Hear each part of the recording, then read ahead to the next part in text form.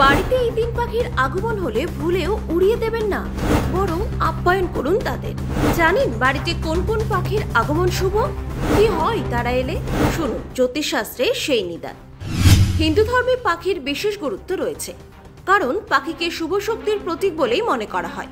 তাই জ্যোতিষশাস্ত্র অনুযায়ী এমন কিছু পাখি রয়েছে যেগুলি বাড়িতে এলে মোটেও তাড়িয়ে দেওয়া উচিত না, বরং তাদের আগমনে বাড়তে পারে সুখ সমৃদ্ধি।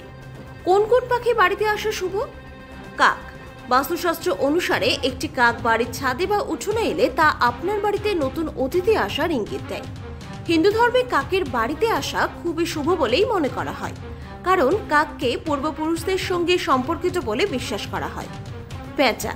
এই পাখিটিকে খুব অশুভ পাখি মনে করা হলেও বাস্তুশাস্ত্র অনুসারে পেঁচা বাড়িতে আসা খুবই শুভ বলে মনে করা হয়, কারণ এটি মা লক্ষ্মীর বাহন। আর তাই বাস্তুশাস্ত্রে পেঁচাকে ধন এবং সমৃদ্ধির প্রতীক হিসেবেই ধরা হয়। ফলে বিশ্বাস করা হয় যে বাড়িতে পেঁচা আসে সেই বাড়িতে ধনবৃষ্টি হয়। টিয়া। বাস্তুশাস্ত্র অনুসারে বাড়িতে একটি টিয়া পাখির আগমন খুবই শুভ বলে মনে করা হয়।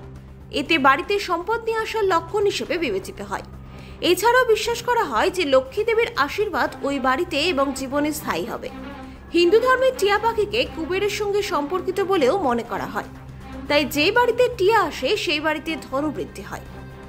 বিশেষ দ্রষ্টব্য, এখানে আলোচিত সকল তথ্য কেবল বাস্তু ও জ্যোতিষশাস্ত্রের উপর নির্ভর করেই লেখা।